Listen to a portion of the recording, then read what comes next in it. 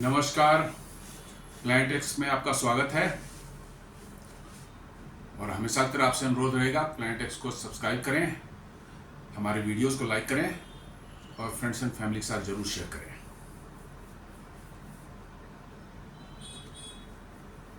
दोस्तों, आज हम लोग एक ऐसे विषय पर बात करने जा रहे हैं जो कि आजकल हर जगह पूरे विश्व में, अपने देश में भी जो है हमेशा चर्चा का विषय बना रहता है। बुद्धिजीवियों के बीच में, वैज्ञानिकों के बीच में,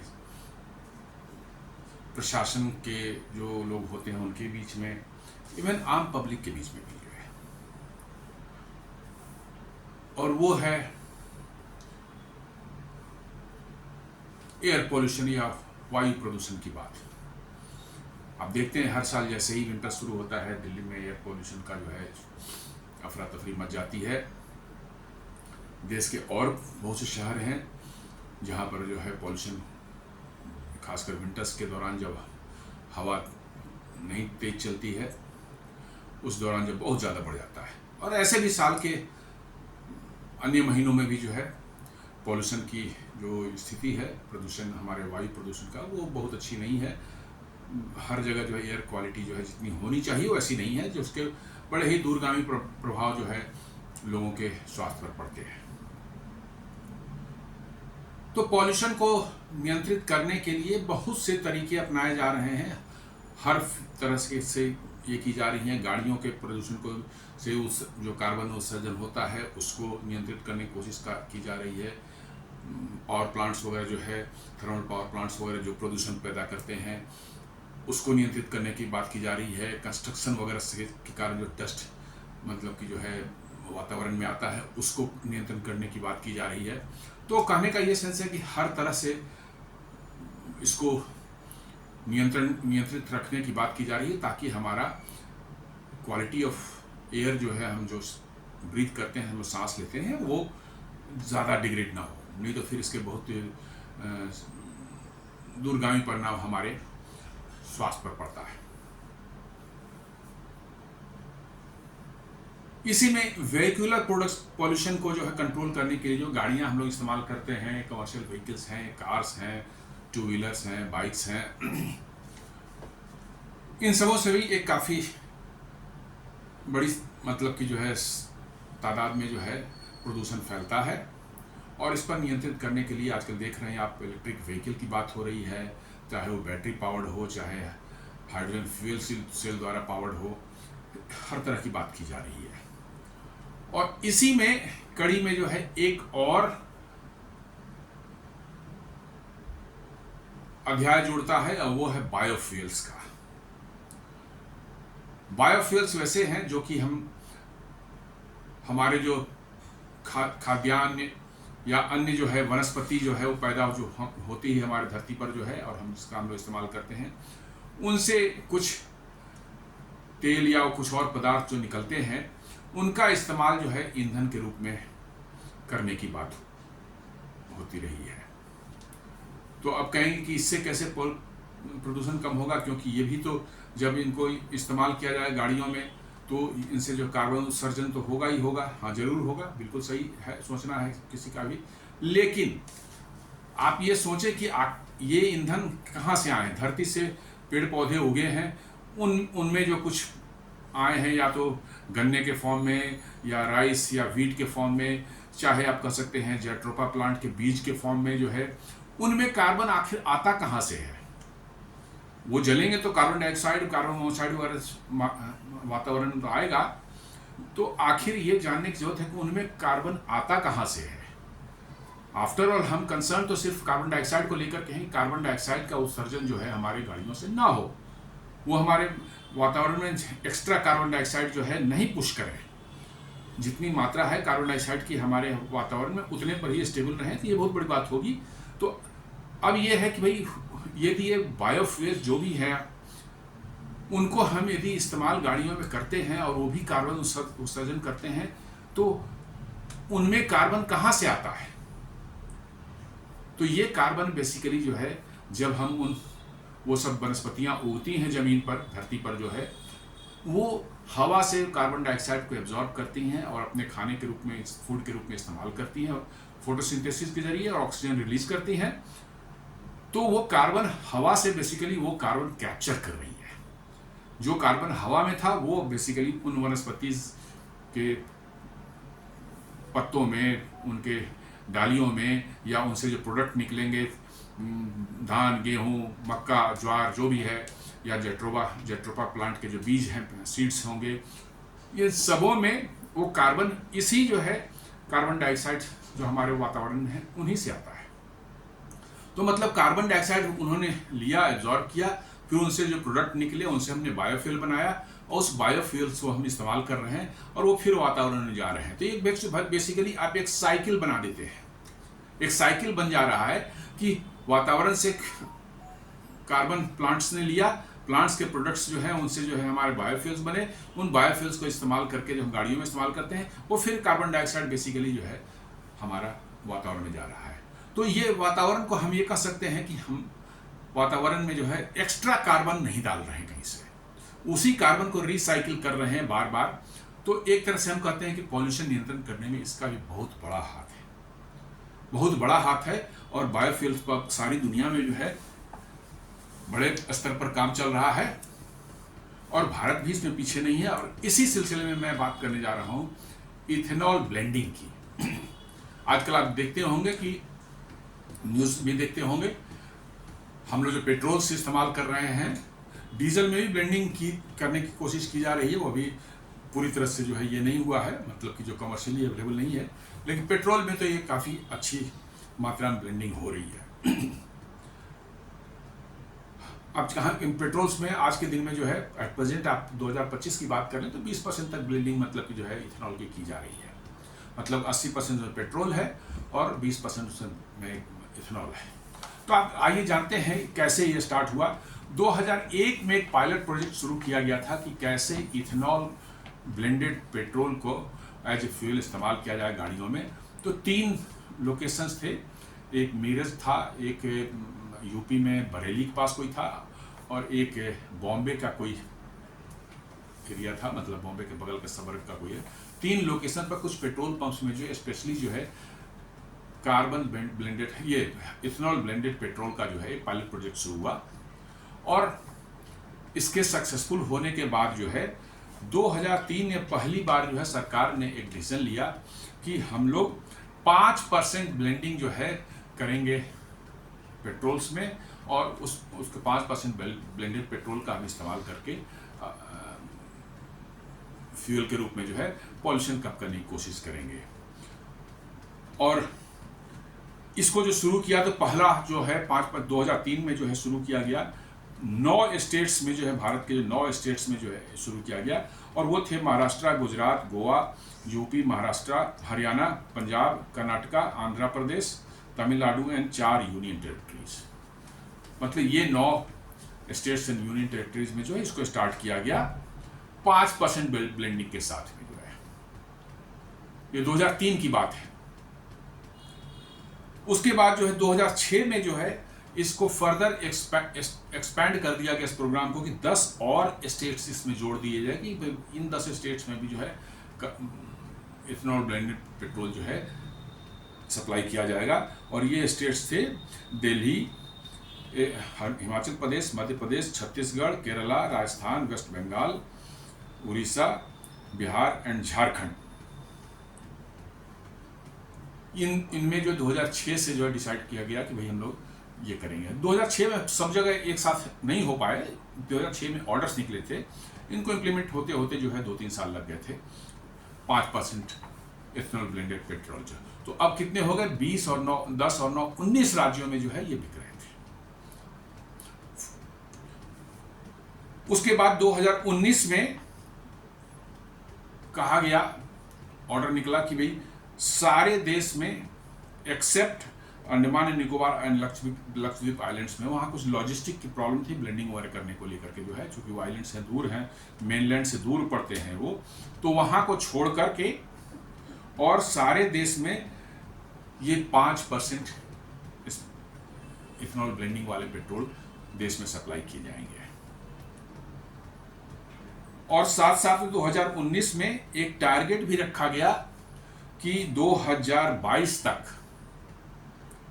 22 के अंत तक जो है हम लोग ब्लेंडिंग का स्तर जो है 10%, 5% से बढ़ा करके 10% कर देंगे। और आपको जानकर आश्चर्य होगा, सुखद आश्चर्य होगा कि 2022 में सारे देश में 10% ब्लेंडिंग के पेट्रोल मिलने शुरू हो गए। मतलब कि टारगेट जो दिया गया था वो अचीव हो गया। तो इस टारगेट अचीव होने के बाद जो है फर्दर जो है एक टारगेट सेट किया गया कि 2030 तक जो है हम लोग 20% ब्लेंडिंग करेंगे और 20% ब्लेंडिंग का दुनिया का पेट्रोल जो है भारत में, पूरे भारत में मिलेगा। और यू विल बी सरप्राइज्ड कि वो 20% टारगेट जो 2030 था, 2025 में ही के शुरुआती दौर में ही, शुरुआत में ही जो है वो टारगेट अचीव हो गया। और इसका मतलब 6 साल पहले हमने टारगेट को अचीव कर लिया 20%। तो आज हम और आप जो इस्तेमाल कर रहे हैं पेट्रोल जो मार्केट में मिल रहा है, ये 20% इथेनॉल ब्लेंडेड पेट्रोल है। 80% पेट्रोल है, 20% जो है इथेनॉल है इसमें। तो अब जब ये अचीव कर लिया गया तो फर्दर जो है एम्बिशियस से टारगेट रखा गया है कि 2030 तक जो है हम लोग 30% जो है इथेनॉल ब्लेंडिंग की टारगेट अचीव करेंगे। मैं 30% इथेनॉल ब्लेंडेड पेट्रोल जो है देश में सप्लाई होगा 2030 तक। और उम्मीद करते जिस रफ्तार से ये बढ़ रही है, जिस तरह से इथेनॉल का इंफ्रास्ट्रक्चर बढ़ रहा है, बड़े बड़े इथेनॉल प्रोडक्शन के प्लांट लग रहे हैं, ब्लेंडिंग के लिए इंफ्रास्ट्रक्चर जो है, स्टोरेज जहाँ होती है वहाँ पर मतलब कि तैयार की जा रही पेट्रोल, जहाँ स्टोरेज उसके बगल में तैयार की जा रही है, ताकि मिक्स करने के लिए तो जगह चाहिए, कोई इंफ्रास्ट्रक्चर चाहिए, तो मिक्स करके जो है ये हो रहा है। तो मुझे लगता है कि 2030 क्या उसके पहले भी हो जा सकता है। अब आप दुनिया में जो है ब्राज़ील के बाद दूसरे नंबर के सबसे बड़े इथेनॉल ब्लेंडिंग करने वाले देश हैं। ब्राज़ील अभी भी करीब करीब जो है 30% के लगभग ब्लेंडिंग कर रहा है, सबसे नंबर 1 पर है। और हम लोग भारत जो है नंबर 2 पर है, दूसरे नंबर पर हम लोग इथेनॉल ब्लेंडिंग करने वाले देश हैं। और अब टारगेट 2030 में जो है 30% दिया गया है। हो सकता है तब तक ब्राज़ील और आगे चला जाए। ब्राज़ील इस मामले में बहुत आगे, बहुत पहले से वहाँ पर चल रहा है ये प्रोग्राम। और वहाँ तो इनफैक्ट जो है प्योर इथेनॉल पर चलने वाली गाड़ियाँ और वैसे इंजन्स वाली गाड़ियाँ भी अवेलेबल हो गई हैं, जिनको फ्लेक्स इंजन बोला जाता है, जो पेट्रोल पर भी चल सकती हैं और इथेनॉल पर भी चल सकती है। प्योर इथेनॉल पर जैसे जैसे इथेनॉल की परसेंटेज आप बढ़ाएंगे गाड़ियों में, तो आपके एग्जिस्टिंग गाड़ियों की इंजन थोड़ी समस्या देने लगती, बहुत ज़्यादा नहीं बट थोड़ी समस्या देने लगती है। उनमें थोड़े माइनर मॉडिफिकेशन करने पड़ते हैं।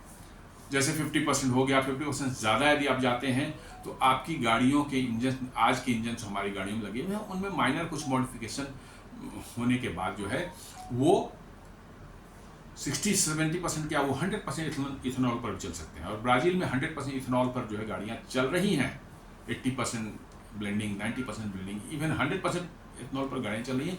और these engines are called flex engines. Flex मतलब उनको फ्लेक्सिबल हैं, वो कन्वेंशनल पेट्रोल पर भी चल सकते हैं, या पूरी तरह से मतलब कि जो है इथेनॉल चल सकते हैं, या ब्लेंडेड पर भी चल सकते हैं।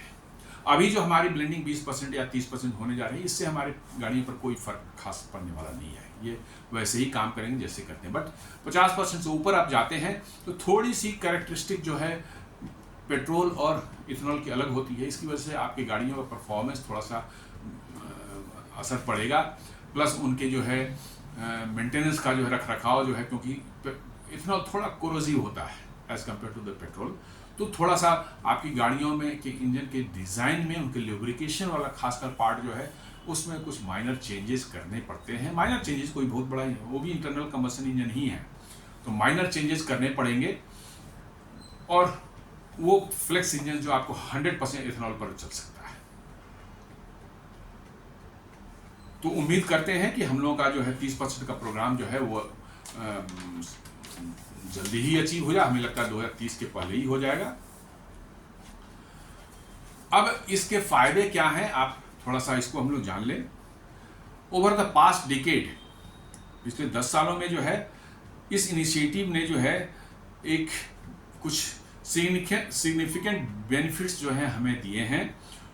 उसमें जो है 1,06,000 करोड़ का जो है फॉरेन एक्सचेंज सेव हुआ है, क्योंकि इन ब्लेंडिंग की वजह से जो हमने कम क्रूड इंपोर्ट किया, जितना करना पड़ता उससे कम, उस क्रूड को इंपोर्ट करने के लिए जो है हमें 1,06,000 करोड़ एक्स्ट्रा खर्च करने पड़ते फॉरेन एक्सचेंज के फॉर्म में जो है। तो ये हमारा बचा, हमने फॉरेन एक्सचेंज की सेविंग की।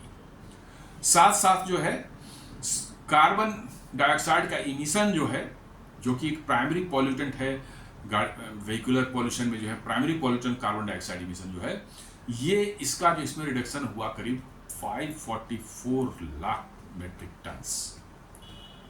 आप उस वे में सोचिए कि यदि ये गाड़ियां कन्वेंशनल पेट्रोल या पूरी तरह से पेट्रोल चलती तो आपके वातावरण में 544 lakh crore extra carbon dioxide आ जाता। अब चूंकि हमने जो फ्यूल यूज किया है उसके बनने में जो है वातावरण का ही कार्बन डाइऑक्साइड इस्तेमाल हुआ है, तो हमने एक्स्ट्रा कुछ डाला नहीं है वातावरण के अंदर में, जो अपने हवा के अंदर, एयर के अंदर में जो है।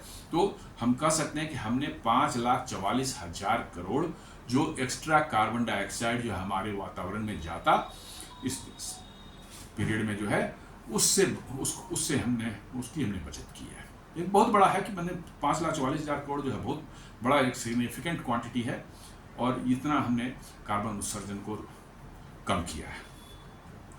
इसके बाद आप कह सकते हैं कि प्रोग्राम जो है इसमें जो है ऑयल मार्केटिंग कंपनीज जो हैं, जो कि इथेनॉल खरीदती हैं डिस्टिलर्स से, और डिस्टिलर्स जो हैं वो फार्मर से जो हैं केन या मेज़ या क्या कहते हैं कॉर्न, ये सब चीज़ें जो खरीदते हैं, या राइस और गेहूं भी जो इसमें बनाने में इस्तेमाल होता है, ये सारी चीज़ें जो खरीदते हैं किसानों से, तो क्या उनको फ़ायदा होता है। तो ऑयल मार्केटिंग कंपनी ने जो है डिस्टिलर्स जो हमारे हैं जो बनाते हैं इनको जो है इथेनॉल को जो है, उनको 1,45,930 करोड़ रुपीज़ जो है डिस्पर्स किया है, और डिस्टिलर्स ने जो है हमारे फार्मर्स को जो है करीब 87,558 करोड़ रुपीज़ जो है डिस्पर्स किया फार्मर्स के पास में। तो फार्मर्स को जो है की इनकम इससे बढ़ी, और डिस्टिलर्स को भी इसमें इन्वॉल्व है, उनकी भी इनकम बढ़ी। तो ये विन विन सिचुएशन है सरकार के लिए भी कि फॉरेन एक्सचेंज सरकार का बच रहा है, पॉल्यूशन पर इससे नियंत्रण हो रहा है, और साथ साथ जो है हमारे फार्मर्स तक जो है जो पैसा जो है हम खर्च करते थे अपनी एनर्जी इंपोर्ट में, और वो पैसा हमारे विदेशों में जहाँ से हम लाते वहाँ जाता था, now that is getting channelized to our farmers. वो पैसा हमारे फार्मर्स की तरफ जा रहा है। तो ये बहुत बड़ी चीज़ है कि हमेशा बात होती है अपने देश में किसानों के जो है इनकम को बढ़ाने की, कैसे उनको फाइनेंशियल कंडीशन उनका जो है इम्प्रूव किया जाए, कैसे उनको बढ़ावा मिले कि वो और मतलब कि अपने एग्रीकल्चर प्रोड्यूस को और ज़्यादा उत्पादन करें। तो उसके लिए उनको चाहिए फंडिंग, चाहिए पैसा चाहिए।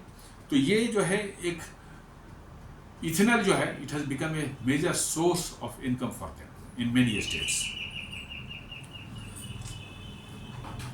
अब थोड़ा हम लोग जान लेते हैं कि क्या ये सिर्फ विन विन सिचुएशन है या इसके अंदर कुछ इसके साथ कुछ खतरे भी छिपे हुए हैं, ये जानना भी जरूरी है। तो कोई भी चीज़ 100% विन विन नहीं होता, कहीं ना कहीं उसके जो है कुछ एडवर्स इम्पैक्ट भी होते हैं। अब ले लें आपके फार्मर्स जो हैं वो नॉर्मली जो है खाद्य पदार्थ जो है चावल, गेहूँ, दाल, तिलहन वगैरह के ये सब का प्रोडक्शन खेतों में करते हैं, और ये हमारे फूड सिक्योरिटी के लिए, जो खाद्य सुरक्षा के लिए बहुत ही इम्पोर्टेंट चीज़ है।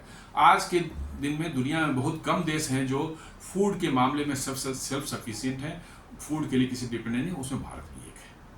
इवन आपका पड़ोसी देश चाइना जो इतना ज़्यादा जिसके बारे में हाइप क्रिएट किया जाता है कि ये पावर है, वो पावर है, ऐसा पैसा है उसके पास में, वो भी खाद्य के मामले में जो है सेल्फ सफिशिएंट नहीं है, उनको बहुत बड़ी तादाद में खाद्य इंपोर्ट करना पड़ता है।